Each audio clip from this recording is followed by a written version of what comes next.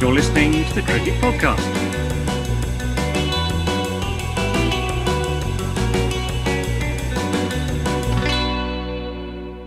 Hello everyone, welcome back to the Cricket Podcast, where we are going to be talking about the 100, the most successful T20 100-ball franchise competition in the history of English cricket has wrapped up, and we know the winners. The Oval Invincibles, they took down the women's tournament. The Southern Brave, they beat Dan Weston's Birmingham Phoenix in the final of the men's tournament. It was all very good fun at Lord's. It looked like it was going to rain. It didn't rain. That annoyed loads of old men. Can we talk about that to kick off with, actually? We can. Just a few messages, though. You should like and subscribe to the Cricket Pod at the Cricket Pod on Twitter and Instagram. Hit like on subscribe on YouTube. That's the same thing. I've said the same thing twice there.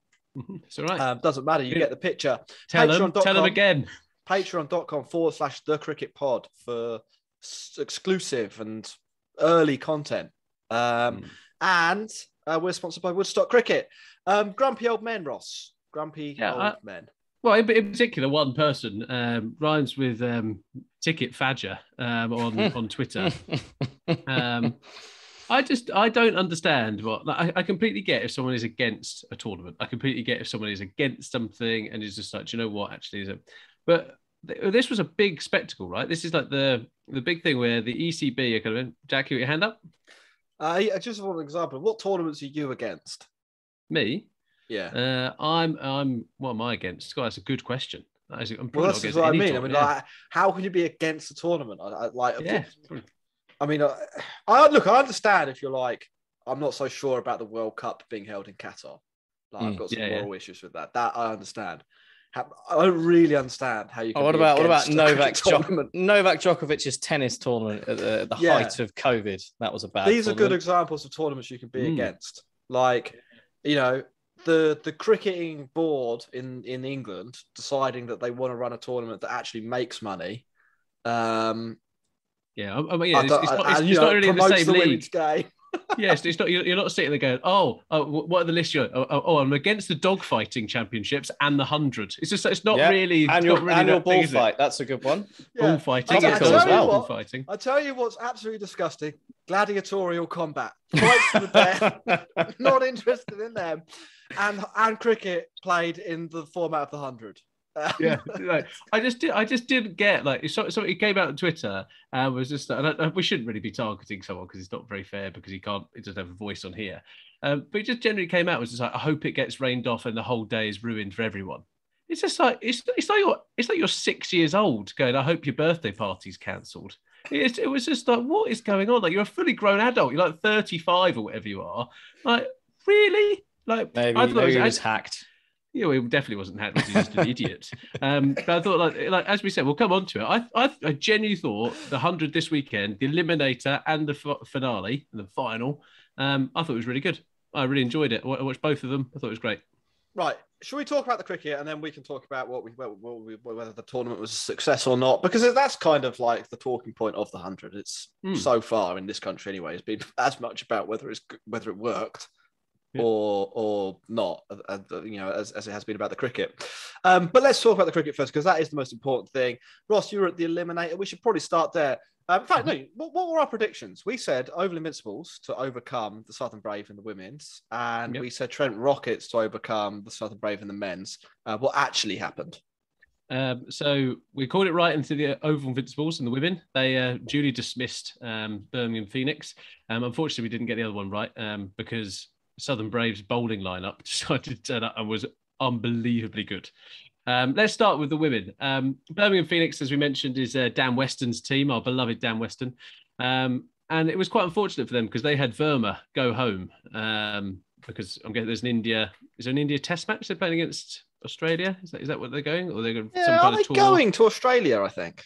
Something like that. But they've probably got quarantined for about 8 weeks before they get in, and then they're locked down because, COVID.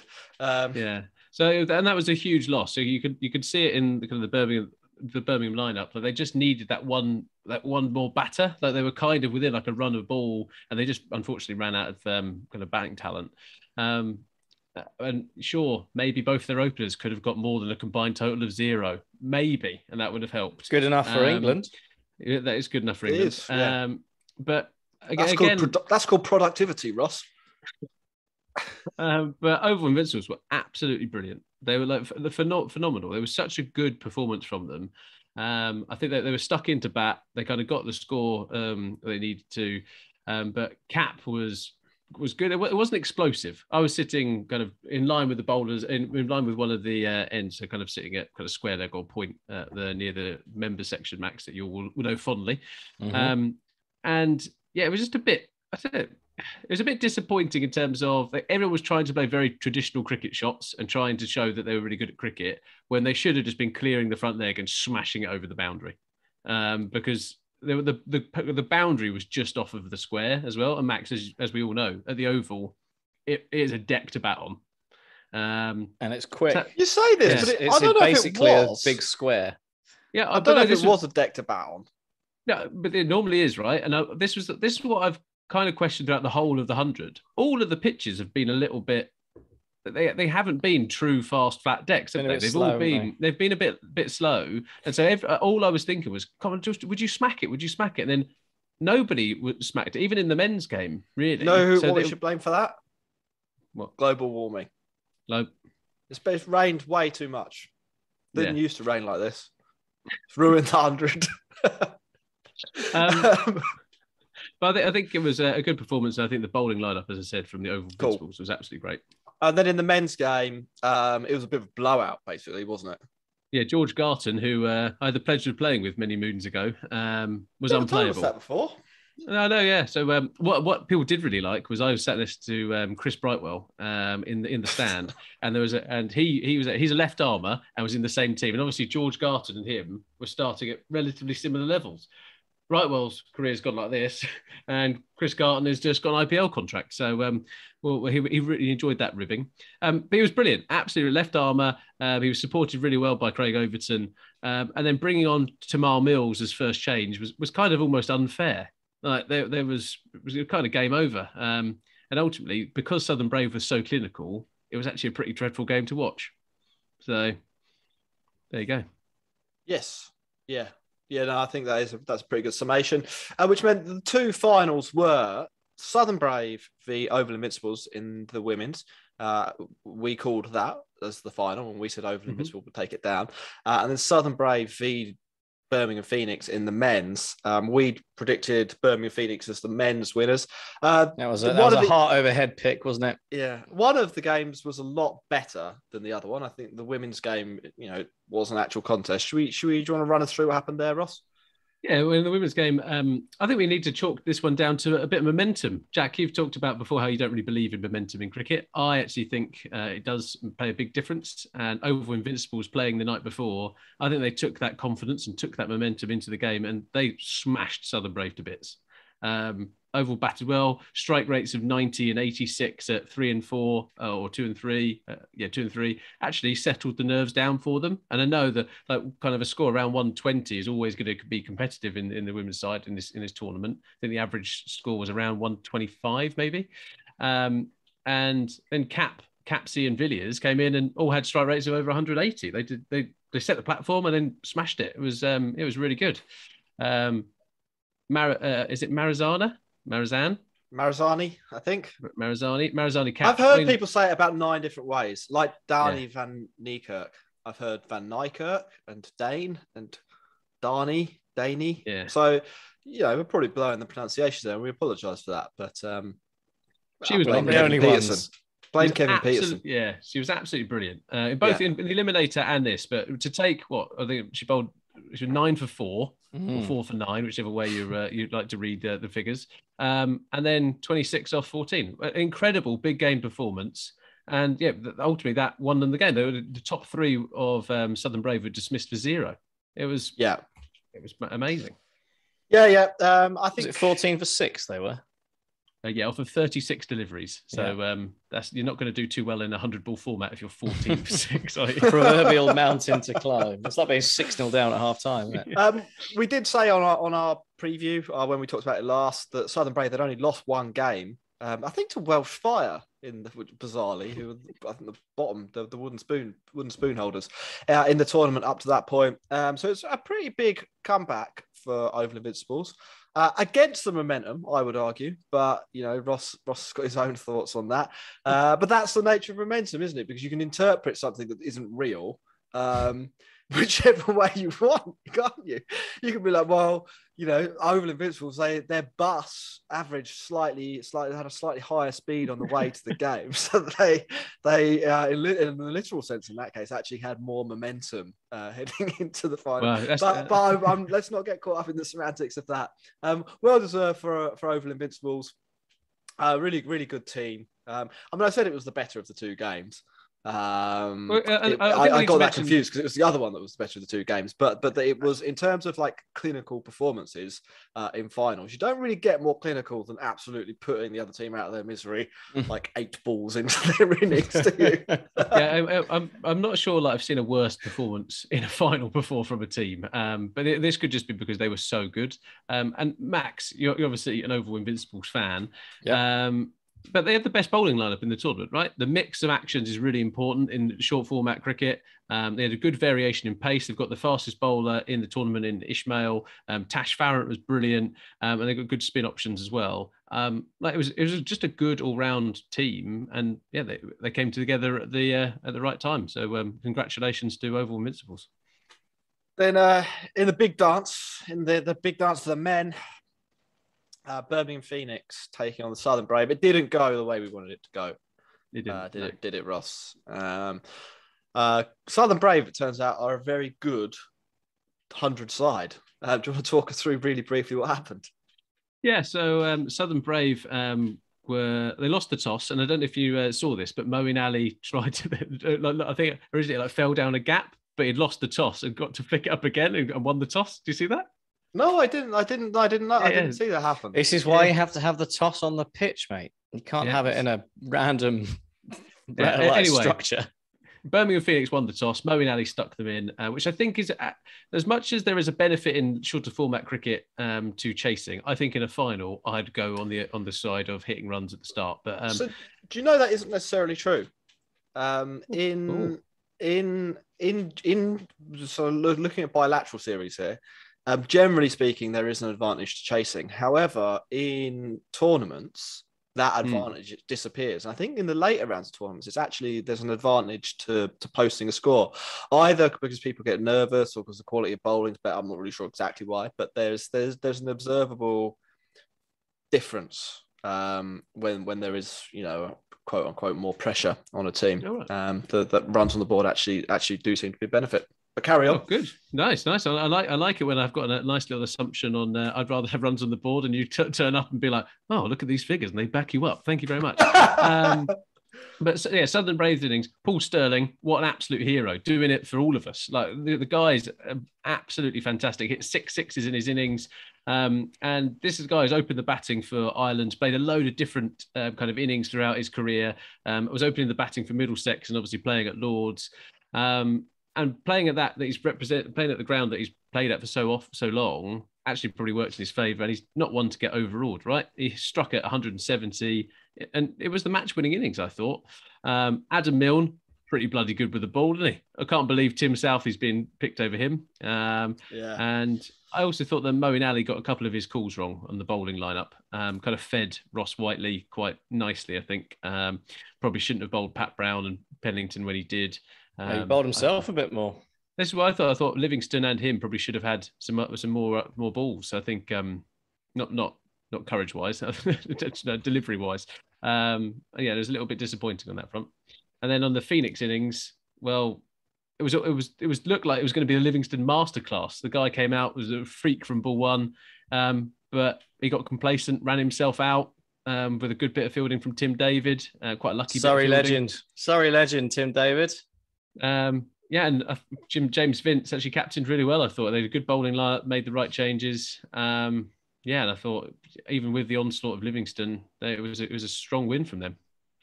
Tyler Mills, 20 balls, 13 runs, 1 wicket.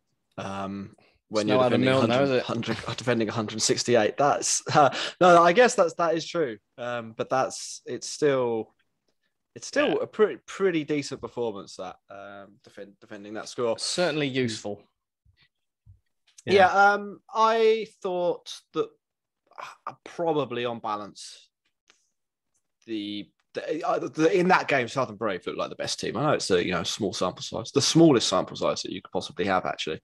But they felt a bit more well-rounded when you watched them come up against each other, and it very much felt like party over when Livingston was out. That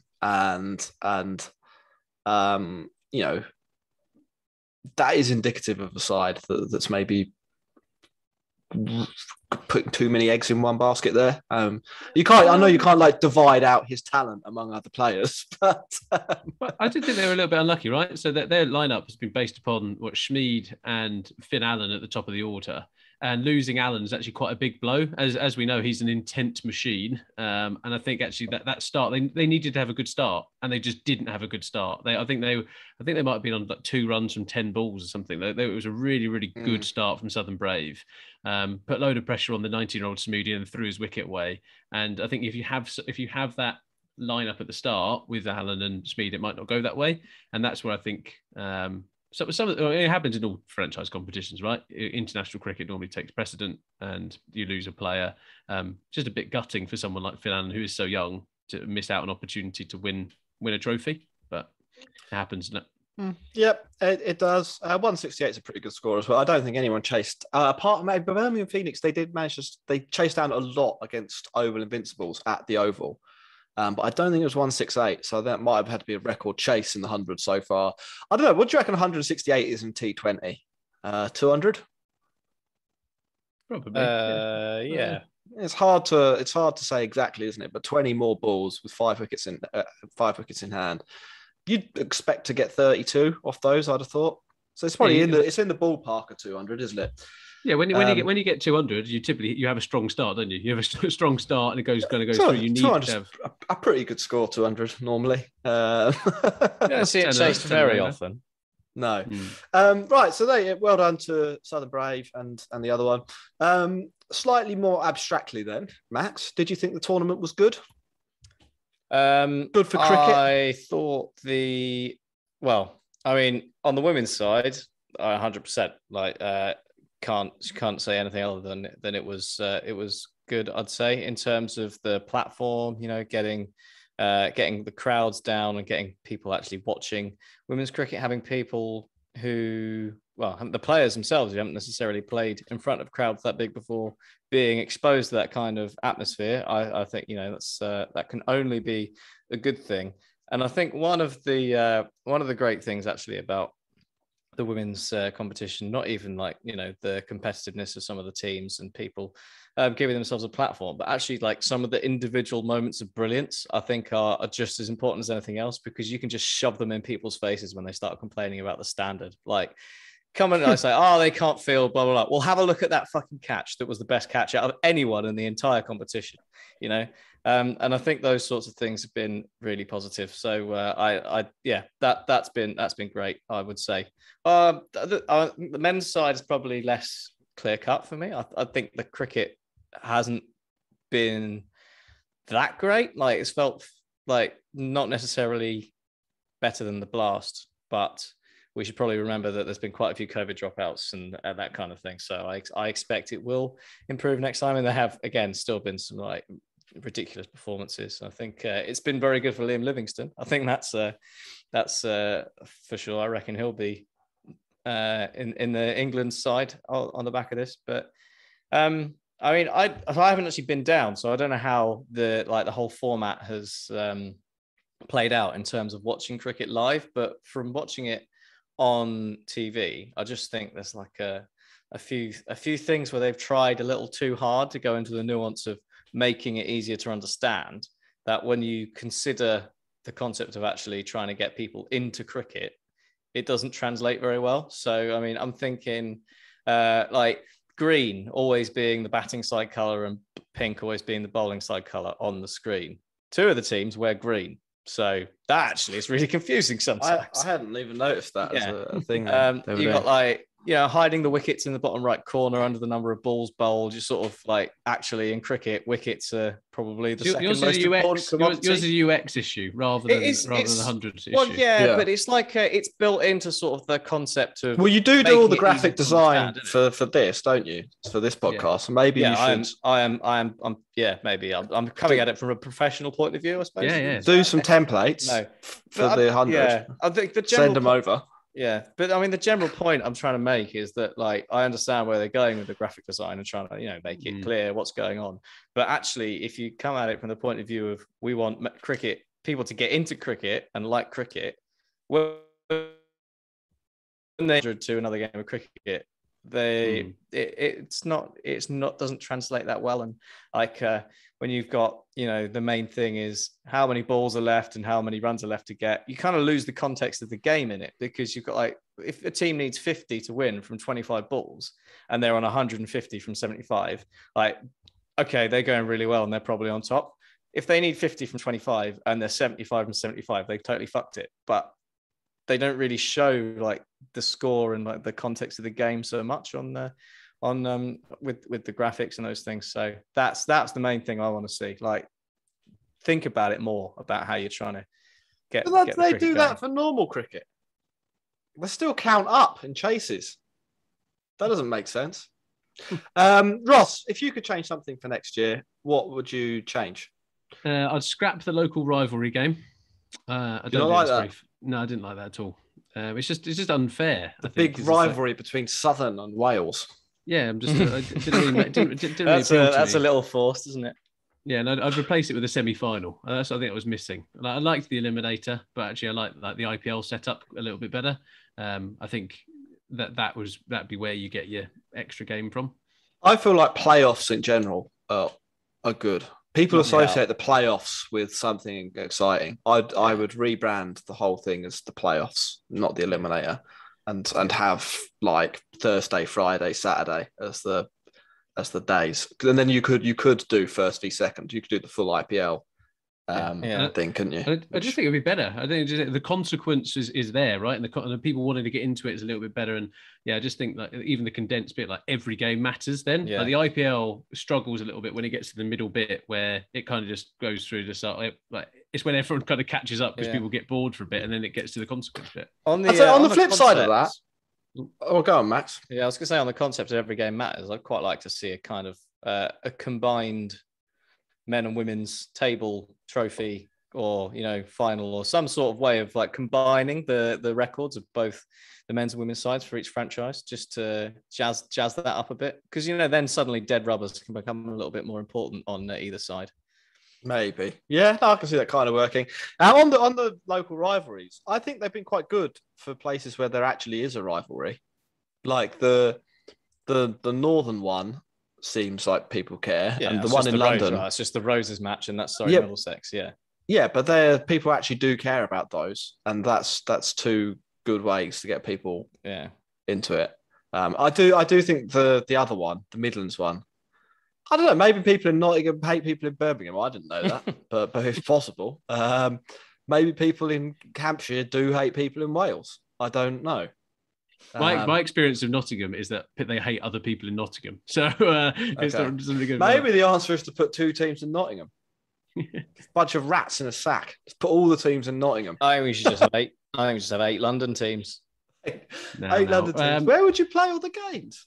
Anyway, apparently Tottenham Hotspur's ground was supposed to be scheduled for last year's Ashes. Do you know that? Anyway, over the Ashes. Away from this, apparently there was a test match last year. It doesn't matter. When it comes to some of the other things that improve, stats on the website to be updated properly. Yes, there is a bit around getting the people who like cricket, who have never heard of cricket or not been watching cricket involved. But actually, you still need to appeal to the fans of cricket, and I think stats is a big part of people like Max's life. I'd prevent Moises Henriquez from being in the draft next year. I think he would ruin a part of the competition.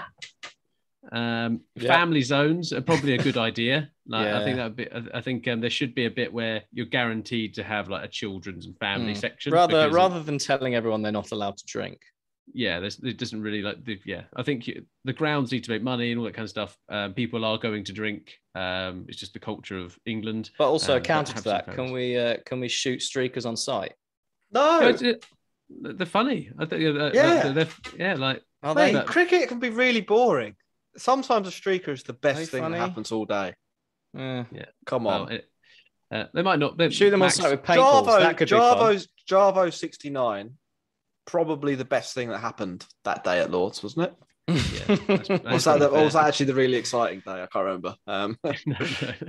Was it? Then it's when, anyway. And the other thing is, I'd try to get more engagement. I think that people want to hear from the coaches. People want to hear from the players, and now they've got a good pedestal to kind of do it from. Depends on the coach, doesn't it?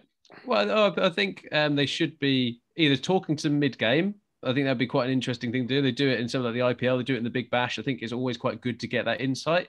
And I'd also try to get them to engage more with like podcast platforms. It doesn't matter about coming onto this podcast. We had Sophie Luff come on. Come on the cricket podcast. But there is a bit like if they want to do that and they want to get the personalities out there, it would have been great if we would have had Marizan Cap on here, us pronouncing her name wrong, or Danny Van Niekerk. That would have been great for the people who are listening. I think that would have been good. What would improve the 100 next year is if they could make us mega stars. That's the one thing that's missing. That's what we fucking want, isn't it? Just kick us a few bucks. We'll tell everyone it's good. Yeah, it doesn't have to be a lot. It doesn't even have to be. It's a lot. Our sellout rate's a lot lower than you think. Tenner each will do anything. Max will do anything for a fiver. But I think pizza vouchers doesn't even have to be money. I don't even need legal currency. It's a wallpaper. I'll do it for wallpaper. I think from my point of view, Jack, I think it was a really good tournament. I thought they did it really well. Yes, there's going to be teething issues with things like UX and all that kind of stuff, but actually, I think they've done a pretty good job. I would, if I were them, I'd look at what happens at the same time. I do think, there's probably a better solution than playing like a B League 50 over competition. That obviously nobody's going to care about. At the same time, I don't have too much compassion, to be honest, for the people who are like, oh, how dare England not play the format that they're the best in the world at? Because to be quite honest, 50 over cricket played well is played like it's a really long T20. And so I think we can kind of assume that we're building the right skills if everyone's playing quite a lot of T20 and the 100, which they are. If they're any good, they are playing both of those things. So I'm not too worried about it from that point of view. But I think if you were a county fan, that does feel a bit like dead time. So I don't know, have a look at what else could happen. And dead time isn't when Derbyshire are like 700 declared and Glamorgan are 495. They might as well play that. Is what I mean, really. It's like wheel out the first class counties. Play something else. I didn't really get the point of what they did, or just have a window for the 100 for 3 weeks. Condense the tournament down. Do it in 3 weeks. It's not that many games, is it? No, and that's the only cricket that's on. But I don't know if you could actually realistically do that. So making that up, really. Yeah. The only other talking point is men's and women's cricket on the same day at the same ground. I thought it worked brilliantly. I thought it was absolutely phenomenal. So they definitely need to continue that next year. Yeah, I think by and large, I mean, I would have. If I were them, I would try and do some games split, because it's a really long time to be at the. If you're going just to see the women, which some people are, not everyone, it's a really long time to be there for what's supposed to be a quick game. From the live experience. Although, having said that, it's really a made-for-TV product. So maybe that doesn't matter. The only other thing I would also look at is changing the final venue. I think that's what they should. It shouldn't just all be at Lords, but people like playing at Lords because it's never be at Lords. But Edgbaston. If I was them, I'd do almost like a tour of the country. Right, one year it's down in Edgbaston, 1 year it's at Trench Bridge, something like that. Trench Bridge. Trench Bridge, yeah. I said Trench Bridge. Mariana Trench is her name. When Jonathan Trott's done with it. The last point then, and I thought this was quite funny. That was the first, I think, domestic women's final to be held at Lords. Would anyone like to speculate what the number of Eton v Harrow matches held at Lords is? I reckon it's 147. Is it exactly 147? I'm guessing. I thought it was 144, but it's within the. Within the number. I'm just assuming it started in the late 19th century and it's been going on annually ever since. Yeah. Yeah. No, spot on. Well done, Max. That's the end of the Cricket Podcast. Like, subscribe to our YouTube channel, to our Instagram, not our Instagram, Apple, to Google Podcasts, to Spotify Podcasts, to Stitcher, to Pocket Lab Podcasts, or whatever it's called. And head over to Twitter and Instagram at the Cricket Pod. Thank you very much for listening. Thank you very much for watching. We will be back Wednesday, day one recap. Thanks for watching.